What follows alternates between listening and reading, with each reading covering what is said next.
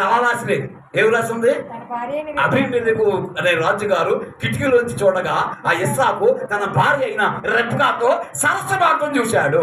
సరసాల్లో 66 రకాలు ఉన్నాయి. సరదాగా బ్రహ్మాండంగా ఉన్నావే అన్నాం అనుకోండి, ఎంత అయిపోతారు.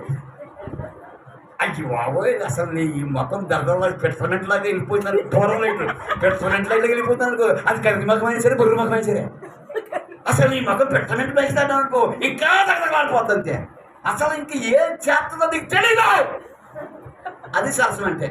వీడి విరసంలో మిగిలిపోయి నీరసం వచ్చేసి ఇంటికి వచ్చేప్పటికి పాత ఈరిపోయినట్టు పెట్టుకుంటా. ఈరిపోయిన పళ్ళు ఉండవు. ఆ చివరి పళ్ళు ఉండిపోతాయి, చివరి పళ్ళు ఉండిపోతాయి. ఎలా అర్థం ఉండదు. ఈ పాత ఈరిపోయిన పెట్టుకుని, ఈ ముడే పెట్టుకుని, ఈ శంగు చెవులో దొరుకుని వచ్చినా చచ్చినా అంటే ఆడి సరసం ఏం చేస్తాడు. కుటుంబాలు పాడైపోతున్న కారణం ఏంటంటే దేవుడు నా గ్రంథంలో రాశాడు. నువ్వు దేవుడి విధాల్లో బాధపరచ లేకపోతే ఇవాళ ఎంత ప్రాంతాల పనులు అయినా సరే కుటుంబాలు రోడ్లు పడిపోతుంటే కారణం ఏంటో తెలుసా? దేవుని వాక్యంలో శక్తిని తెలియక, దైవభక్తి అంటే తెలియక నాశనం అయిపోతున్నాయి. రాజుగారు కిటికీలో చూడగా ఆ భర్త తన భార్యతో సరస్సుమంతం చూశాడు. సరదాగా సరస్సుమాడాలి. అమ్మ చాలా బాగున్నది, మీ నాన్నగారు కొన్న సీర చాలా బాగుంది అందరికి. అయ్యి బాబు మా నాన్నగారిని గుర్తు చేసుకోవాలని చెప్పేసి మొత్తం మూలలో ఎన్న మొత్తం బ్రిడ్జ్లో కింద లోపల ఎన్న తీసుకొని పెట్టారు. ఆ నాన్నగారు గుర్తు చేసే కదా.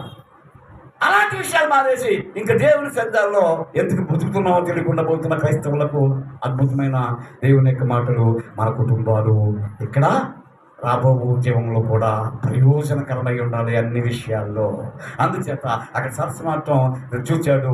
ఇంకా కొంచెం ఎదరికెళ్ళినప్పటికీ ద్వితీయోపదేశకాండంలో 24వ అధ్యాయంలో 5వ వాక్యాన్ని చదివితే, ద్వితీయోపదేశకాండం 24వ అధ్యాయంలో 5వ వాక్యాన్ని చూస్తే దేవుని యొక్క గ్రంథంలో ఆ మాట రాయబడిన మాట, ఇందాక చక్కని భార్యాభర్తలు ఆ దంపతి జడ్జులు వాళ్ళ తల్లిదండ్రులు చూసుంటే అబ్బా నా కొడుకు వాళ్ళు చిలక గోలింకలా ఉన్నారు, నా కూతురు అల్లుడు చిలక గోలింకలా ఉన్నారు అని చెప్పేసి ఆ ఉన్న తల్లిదండ్రులకి ఎంతో ఆనందం, ఎంతో ఆనందం. కూతురు అల్లుడు బండి మీద వెళ్ళిపోతూ ఉంటే చాలా సంతోషంగా వెళ్తూ ఉంటే ఆ వెనకాల తల్లిదండ్రులు ఎంత ఆనందపడతారు తెలుసా? నా కూతురు అల్లుడు చిలక గోరింకలాగా ఉన్నారు. కొడుకు కోళ్ళ బండి మీద వెళ్ళిపోతూ ఉంటే ఆ తల్లి ఎంత సంతోషపడతారు తెలుసా? ఆ కొడుకు కోళ్ళు చిలక గోరింకలాగా ఉన్నారు. నువ్వు ఎన్నో వేల రూపాయలతో సంతోషం లేనిది వాళ్ళ కళ్ళ ముందు మీరు సంతోషంగా కనబడితే వారు ఎంతో ఆనందం కలిగి ఉంటారు. అసత్యం మనకు తెలియక ఇవాళ దుర్మార్గమైన దృశ్యాలతోటి, యూట్యూబ్లతోటి, ఫోన్లతోటి, స్నేహాలతోటి పిల్లల పెంపకం సరిగ్గా లేక ఈ అస్వస్థమైపోయిన కుటుంబాలు దేవుడు నమ్ముకున్న క్రైస్తవ కుటుంబాలు. అలా కాకూడదని దేవుడు చెప్పిన మాట ఎవడైనా ఎప్పుడైనా విన్నావా?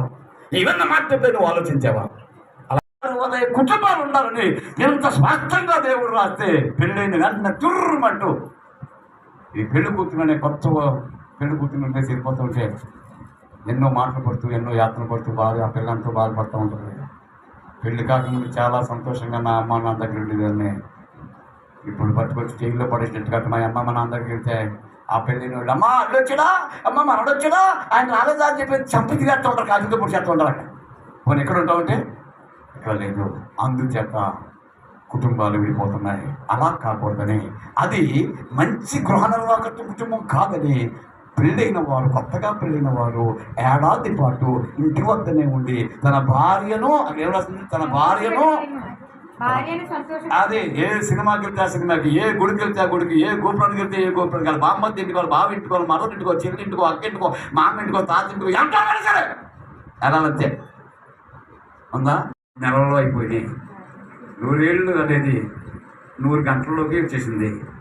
దేవుని విధానంలో దేవుని యొక్క మాత్రం మాసిపోనిది. దేవుని యొక్క వాక్యం ప్రపంచంలో ఉన్న తన బిడ్డలందరినీ దీవించేవాడు మాత్రమే దేవుడు, పొరపాటును కూడా శపించేవాడు కాదండి. ఇంత గొప్ప అన్యోన్యమైన జీవితాన్ని కలిగి ఉంటున్నాడు లేదు కనుక మంచి గృహ నిర్వాహకత్వం నుంచి చెడు గృహ నిర్వాహకత్వంలోకి వెళ్ళిపోయిన వాళ్ళు క్రైస్తవ కుటుంబాలు. అంతే ఇంకో మాట చెప్తాను. ఇప్పుడు ఎలాగైతే చక్కగా కష్టపడి పనిచేస్తూ తాగుబోతనం లేకుండా కుటుంబంతో చాలా సంతోషంతో సరదాగా ఉంటారో వారి జీవితం ప్రసక్తి గ్రంథంలో నువ్వు కష్టపడుతూ ఉండాలి, చక్క కుటుంబీకులతో ఉండాలి, ఇంట్లో ఉంటూ ఉండాలి, చెడు చేస్తాను దూరంగా ఉంటూ ఉండాలి, కుటుంబీకులతో సంతోషంగా ఉండటమే ఎంతకన్నా మించిన సంతోషం లేదని దేవుడు చెప్పాడు. ఈ సంతోషం పొందకుండా రకరకాల భిన్నాచిన్నంగా అయిపోయిన కుటుంబంలో ఉన్న తల్లిదండ్రులు బాధ్యతారకంగా ఉండటం వల్ల భిన్నమైపోయిన చిత్రమైపోతున్న చిన్న వయసులో ఉన్న కుటుంబాలు చిన్నచిత్రైపోయింది. చల్లా చెదరైపోయింది. 25 ఏళ్ళు వచ్చాక జీవితం అయిపోతుంది అంతే. 25 ఏళ్ళకి వచ్చేటప్పుడు జీవితం అయిపోతుందంటే ఎందుకంతే అయిపోయింది. ఎందుకంటే తల్లిదండ్రులు వారిని క్రమశిక్షణలో పెట్టడం. దేవుని సన్నిధానంలో నువ్వు దేవుల్లో ఉంటే నువ్వు చేస్తున్న పని దీవెనకరంగా ఉంటుంది. దేవుళ్ళు ఉండాలి, కష్టపడి పని చేయాలి. దేవుడు లేకుండా కష్టపడి పని చేస్తే కొంతమందికి మన బతికేంతకన్నా కష్టపడుతుంటారు. చనిపోయిన తర్వాత అమ్మ ఎప్పుడైనా సుఖపడతారు అనుకుంటారంటే అందరూ దండాస్తారు అంటారు, అయిపోయింది. అలా కష్టపడుతూ ఉండాలి, దేవుళ్ళు ఉండాలి.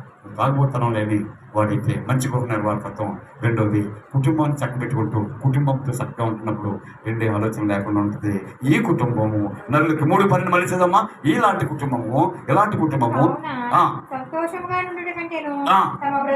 తన బతుకులు చాలా సుఖంగా వెళ్ళబెట్టుకుంటే నువ్వు కోట్లు లక్షల వల్ల లేని సంతోషాన్ని ఈ దేవుని వాక్యంలో ఉన్న సంతృప్తి ద్వారా పొందగలుగుతావు కనుక ఈ మాటలను దేవుడు దీవించి ఆశీర్వదించును గాక.